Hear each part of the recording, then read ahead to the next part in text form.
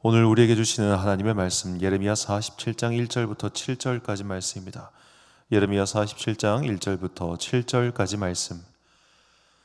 이제 봉독하겠습니다. 하나님의 말씀 경청하십시오. 이것은 바로가 가사를 치기 전에 주님께서 블레셋 사람을 두고 예언자 예레미야에게 하신 말씀이다. 나 주가 말한다. 보아라, 북녘에서부터 물이 불어올라서 범람하는 강물이 되었다. 강물이 땅과 땅 위에 있는 모든 것을 휩쓸며 흐르고 성읍과 그 주민을 다 같이 휩쓸고 지나갈 것이다. 모든 사람이 살려달라고 울부짖으며 그 땅의 모든 주민이 통곡할 것이다.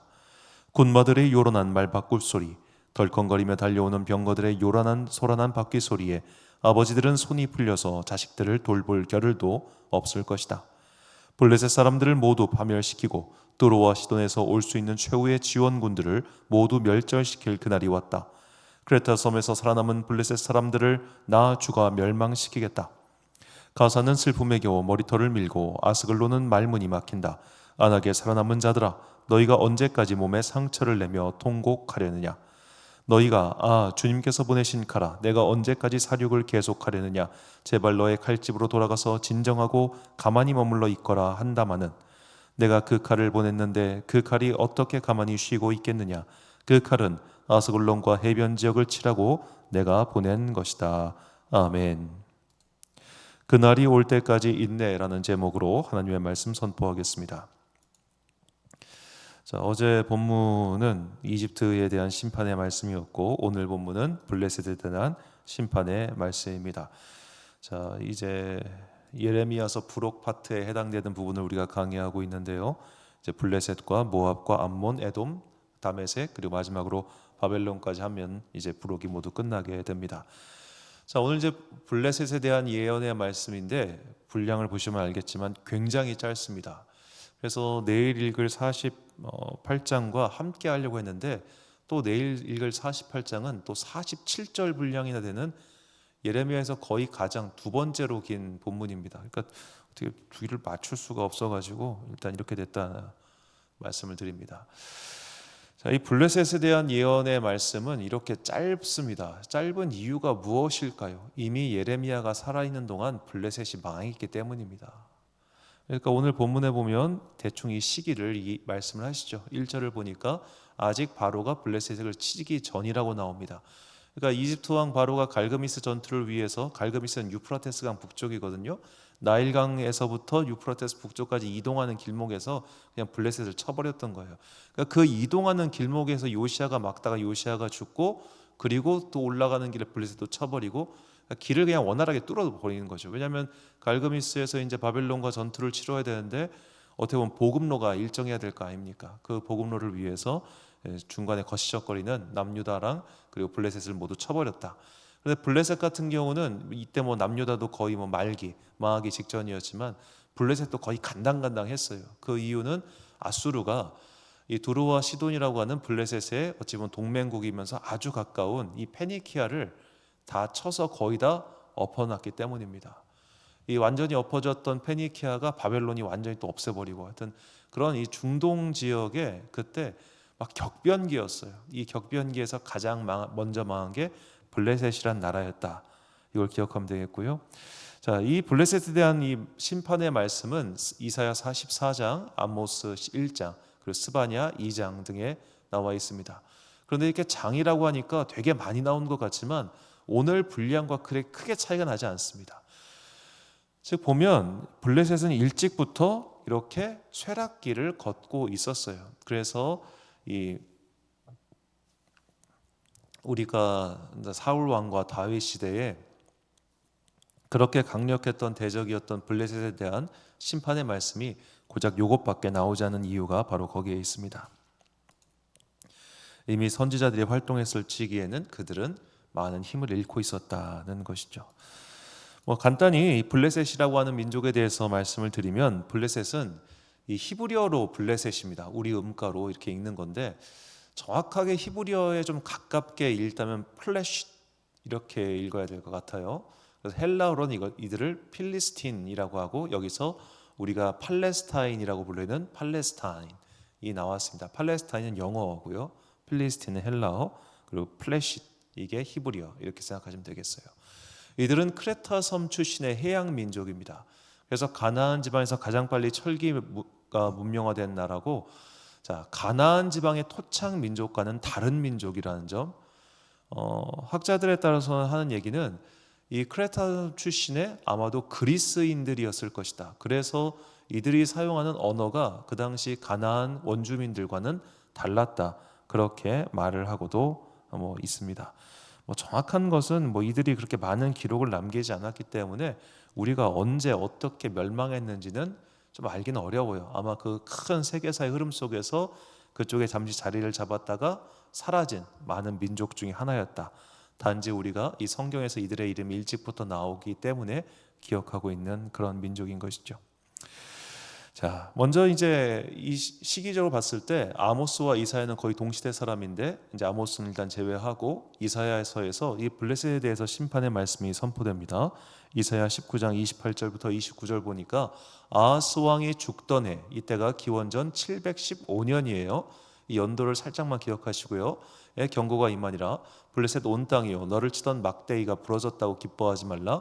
뱀의 뿌리에서는 독사가 나겠고 그의 열매는 날아다니는 불뱀이 되리라. 자, 기원전 715년에 이사야를 통해서 블레셋에 대한 심판의 말씀, 경고의 말씀이 먼저 임했습니다. 자, 그리고 그 다음이 스바냐에 나오는데요. 스바냐 2장 4절과 5절 말씀입니다. 우리가 스바냐 1장 1절을 보면 스바냐의 활동 연대가 요시야 왕 때라고 나오는데, 이때가 기원전 640년부터 609년까지입니다. 그리고 아마 이때가 요시야 왕 말년인지 아니면 중간인지 우리가 정확하게 알 수 없지만, 하여튼 이때 블레셋에 대한 심판의 말씀이 다음과 같이 임했습니다. 가사는 버림을 당하며 아스글론은 폐허가 되며 아스돗은 대낮에 쫓겨나며 에그로는 뽑히리라. 해변 주변 글렛 족속에게 화 있을진저 블레셋 사람의 땅 가나안아, 여호와의 말씀이 너희를 치나니 내가 너를 멸하여 주민이 없게 하리라. 아멘. 자, 가사, 아스글론, 아스돗, 이곳은 전부 다 블레셋의 5도시 중 하나죠. 자, 이때 이제 심판의 말씀이 임했습니다. 그리고 이제 오늘 본문이 연대 순으로는 마지막인 거예요. 자, 본문 4절을 세번역 성경으로 보면 블레셋 사람들을 모두 파멸시키고 드로와 시돈에서 올 수 있는 최후의 지원군들을 모두 멸절시킬 그날이 왔다. 크레타 섬에서 살아남은 블레셋 사람들을 나 주가 멸망시키겠다. 자, 여기서 두로와 시돈이 갑자기 왜 나오냐? 두로와 시돈은 페니키아라고 하는 나라의 중요한 도시죠. 여기서 블레셋과 일찍부터 동맹 관계였기 때문에 여기서 이제 지원군들이 올 수 있으나 이들도 망할 것이다. 근데 이미 두로와 시돈이 이 당시에 거의 망했어요. 아수르 왕 때. 그러니까 두로가 되었든 시돈이 되었든 그리고 블레셋이 되었든 이들은 모두 역사의 끝물에 있는 상태였다는 겁니다. 역사의 끝물에 있었다. 자, 어느 강력한 나라든 강력한 민족이든 간에 이게 흥망성쇠라는 게 다 있습니다. 떠오르고 지고 하는 게 있죠. 이 망할 때 진짜 갑자기 망하는 나라가 있고 서서히 망하는 나라가 있어요. 어떤 특별한 사건이나 사고가 없었는데 점점 쇠락하더니 사라졌네? 라고 하는 그런 나라, 그런 민족이 있죠. 예를 들어 우리나라 역사에서는 고조선이 그런 나라입니다. 한 나라가 와서 정복을 하기 전부터 고조선이라는 나라는 점점 뭔가 있긴 있었어요. 그 위지 동의전에 나오니까 있긴 있었는데 생각 보니까 쏙 사라졌네? 하늘나라 가서 그냥 쑥 점령하고 그 다음에 위만조선이 나오고 하여튼 그런 일이 벌어지는데, 자, 그런 식으로 오래된 나라들은 어느샌가 쑥 하고 사라지는 게 있는데 블레셋이 바로 그런 나라였다는 겁니다. 점점 소멸하는 나라였어요. 그러니까 남유다 왕국처럼 예루살렘이 함락됨으로써 몇 년도에 그 나라가 망했다, 이게 아니라 쓱 하고 사라진 민족이 블레셋에 대한 민족이죠. 자, 근데 제가 오늘 연대를 왜 소개했냐면, 자, 이스라엘 입장에서는 오래된 숙적이 바로 블레셋입니다. 오랫동안 자기들과 싸워왔고 또 그들이 쇠락해가는 것을 보았습니다만, 그래도 이들과는 일종의 애증 관계가 있었어요. 왜냐하면 블레셋 사람 출신들 중에 다윗의 신하들이 있었습니다. 다윗도 그쪽으로 가서 도피를 한 적이 있었고, 다윗의 30용사들 가운데 아주 가까운 사람들 중에 블레셋 사람들이 있었어요. 가드 사람 나오고. 자, 그런 이야기를 봤을 때 이 블레셋이라고 하는 민족은 굉장히 이스라엘과 가까웠다는 걸 우리가 알 수 있습니다. 그러니까 이전에 토착 가나안 민족, 이 토착 가나안 민족과 블레셋 해양 민족은 다르다고 했죠. 다르다 보니까 뭐 완전히 너무 이 시간 설명이 좀 복잡한데, 이게 문명적으로 나중에 둘이 결합이 돼 버려요. 오래되다 보니까. 이 결합이 된 상태에서는 나중에 뭐 큰 구분은 없었겠지만, 이 이스라엘 입장에서는 이쪽 서쪽 해안가에 있었던 블레셋 민족이 어찌 보면 자기들의 해양 진출을 막는 방파제이기도 하면서도 동시에 해양에서 오는 문명을 수입해주는 일종의 항구의 창고를 해줬다는 겁니다. 그러니까 굉장히 가깝다면 가깝고 멀다면 먼 사이밖에 될 수가 없었던 것이 블레셋이었죠. 그래서 블레셋과 이스라엘은 빨리 동화가 됐어요. 특히 블레셋이 있던 지역이 유다 지파 그리고 에브라임 지파 쪽이었기 때문에 이 강력한 지파들이 블레셋을 밀어낼 수 없었고, 또 그들과 빨리 융화가 되었고, 그래서 이들과는 굉장히 그냥 단순한 적이 아니라 뭔가 참 여기저기 얽혀 있는 그런 상태였다는 겁니다. 그런 상태였기 때문에 이들이 싫으면서도 또 이들을 마냥 없앨 수는 없었던 그런 것들이 있었던 것이죠. 그러니까 이 다윗이 정복 전쟁 벌일 때 블레셋을 갖다가 깡그리 다 없애버리고 그런 일이 없지 않습니까? 가드 사람 오베데돔의 집에다가 언약궤를 맡겨놨는데, 그렇게 가까운 사이였기 때문에 결국 그들의 멸망이 쑥 오는 그런 장면들, 그리고 유다 왕국도 같이 이렇게 싹 가는 장면들, 이런 것들이 이 역사 속에서 펼쳐지죠. 그래서 이거를 다 보면은 참 재미있는 이야기이긴 한데, 여하튼 그렇게 이들의 멸망은 이사야의 예언 이후로 지금 예레미야 때까지 몇 년이 걸리느냐? 100년 넘게 걸립니다. 100년 넘게. 이게 핵심입니다. 하나님께서 그들을 치시겠다고 하셨습니다. 하나님께서 그들에게 벌을 주겠다고 하셨습니다. 언제 벌 주시냐? 100년 넘어서.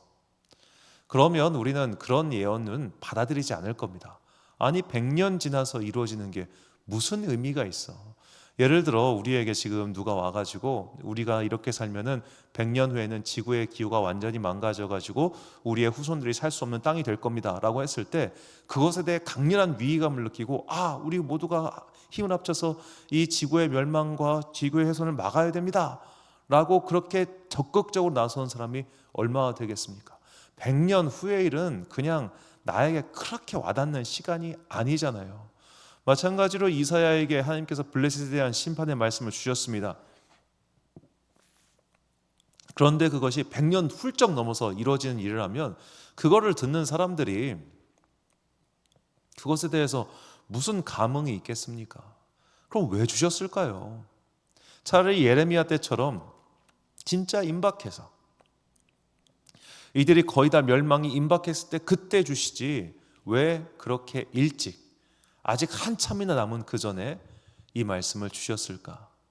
곰곰이 생각해 보니까 하나님께서는 저는 블레셋 사람들에게 기회를 주시고자 함이었다, 그렇게 생각이 듭니다. 마치 이 블레셋 사람들 중에서도 선한 사람이 있었잖아요. 다윗이 아까 계속 말씀드렸지만, 이들 중에도 여호와 신앙에 동의를 하고 여호와 신앙에 동화된 사람들이 꽤나 있었습니다. 그렇게 점점 더 그들은 어찌 보면 이스라엘 속으로 들어가고 있었던 자들도 있었어요. 그러니 하나님께서 그들에게 기회를 주신 것이 아닌가, 저는 그렇게 생각을 해봅니다. 이게 성경에 나와 있는 이야기가 아니라 이 성경 속에 있는 전체 속의 정황 속에서 추정한 것이기 때문에 제가 그렇게 생각한다고 말씀을 드리는 거예요. 뭐 아닐 수도 있어요. 하나님의 뜻을 우리가 다 알 수는 없죠. 다만 이런 사건의 순서에 따라서 이것이 아니었을까라고 추정할 뿐입니다. 자, 100년이 넘어서나 이 말씀이 이루어졌다는 것, 이것이 오늘 우리에게 주시는 하나님의 메시지라는 겁니다. 하나님께서 분명히 우리 각 사람에게 어떤 약속을 주셨을 수 있습니다. 저도 제가 개척하면서 받은 약속이 있습니다. 그런데 이 약속이 언제 성취될지를 모른다는 게 제일 핵심인 거예요.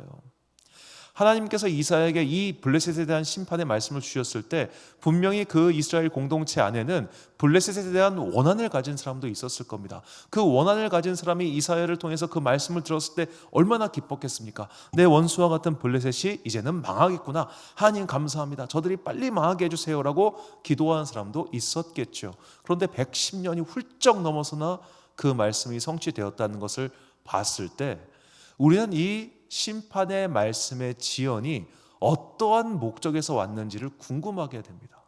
왜 그러셨을까? 그것에 대해서 베드로 사도가 이렇게 말을 하죠. 베드로후서 3장 8절부터 9절까지 말씀입니다. 사랑하는 자들아, 주께는 하루가 천년 같고 천년이 하루 같다는 이 한 가지를 잊지 말라. 주의 약속은 어떤 이들이 더디다고 생각하는 것 같이 더디인 것이 아니라 오직 주께서는 너희를 대하여 오래 참으사 아무도 멸망하지 아니하고 다 회개하기에 이르기를 원하시느니라. 아멘. 사랑하는 지혜빛 광성교회 성도 여러분, 그리고 이 새벽 함께 깨우고 계신 귀한 주님의 자녀 여러분, 자, 하나님께서 약속을 하셨습니다. 그것이 심판이든 축복이든 우리 개인에게든 약속을 하신 것이 있을 겁니다. 그 약속이 언제 이루어질지를 아무도 모른다는 게 핵심입니다. 그러니까 우리가 지쳐요. 저도 분명히 개척하고 나서 받은 말씀이 있습니다만 이렇게 약속이 더디 오니까 금방 지치더라고요. 불과 5년이 채 안 돼서 정확히 말씀 받은 후로는 한 4년이 채 안 되는데도 기부업하고 싶을 만큼 지쳐요. 자, 그런데 이 100년 동안 이 말씀을 받고 기다린 사람들은 얼마나 지쳤을까요? 더구나 이 고작 100년이 아니라 나중에 메시아의 약속을 기다렸던 사람들은 또 얼마나 지쳤을 것이며, 그리고 마지막으로 우리 모두가 예수 그리스도의 다시 오심을 기다리고 있는데 이건 또 얼마나 지칩니까? 그러니까 결국 믿음이라고 하는 것은 계속 반복하는 주제를 말씀드립니다만 인내예요, 인내. 이 약속을 믿고 맞아, 오신다고 하셨으니까 오실 거야. 단지 우리가 언제 오실지는 몰라. 그러니까 기다리자는 이 기본적인 것에 대한 믿음, 그 마음의 힘이 나에게 있는가? 이것이 오늘을 살아가는 우리에게 주시는 하나님의 메시지인 겁니다. 너는 믿을 수 있냐? 너는 기다릴 수 있냐? 그 분명한 것이 너에게 있는가?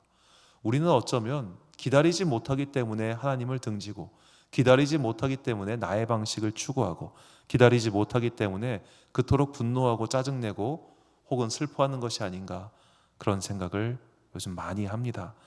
기다릴 수 있는 믿음, 인내할 수 있는 마음, 그 힘을 달라고 항상 기도하며 어려운 시기를 잘 극복해 나가는 여러분과 제가 되시기를 주님의 이름으로 축원합니다. 기도하겠습니다. 사랑과 내가 풍성하신 아버지 하나님, 선지자 이사야를 통해서 주셨던 블레셋 심판에 대한 말씀은 무려 110년 이후에나 이루어졌습니다. 그리고 하나님의 아들 예수 그리스도께서 이 땅에 오신다고 하는 그 메시아 약속에 대한 말씀은 훨씬 더 오랜 시간이 지나서야 성취되었습니다. 그리고 주님께서 하늘로 올라가시면서 우리에게 하셨던 그 약속, 내가 반드시 다시 오겠다고 하신 그 약속, 그 약속의 성취를 우리는 2000년 동안이나 기다리고 있습니다. 그러니 주님, 이 끝없이 늘어지는 약속의 성취의 순간을 인내할 수 있는 믿음을 내려 주옵소서. 그것이 모든 그리스도인 공동체에 주신 말씀이든 아니면 나 개인에게 주신 하나님의 약속이든 그 약속을 하나님께서 반드시 이루신다는 것을 굳게 신뢰하며 끝까지 믿음 지킬 수 있는 주님의 사람 되기를 간절히 소망합니다. 주님, 우리의 믿음을 지켜 주옵소서. 날마다 기도하는 주의 자녀들에게 성령의 뜨거운 임재를 내려주사 이 추운 봄에 주님의 은혜를 기다릴 수 있는 믿음의 주인공들 되기를 간절히 소망하오며 이 모든 말씀 우리 구주 예수 그리스도의 이름으로 기도드립니다. 아멘. 오늘의 기도 제목입니다. 우리는 하나님의 말씀이 성취되는 때를 정확히 알 수 없습니다. 하나님께서 주신 약속을 기억하며 그때가 올 때까지 버틸 수 있는 믿음을 달라고 기도하십시오. 오늘 주신 기도의 제목 가지고 기도와 묵상에 힘쓴 하루 되시길 바랍니다. 기도하겠습니다.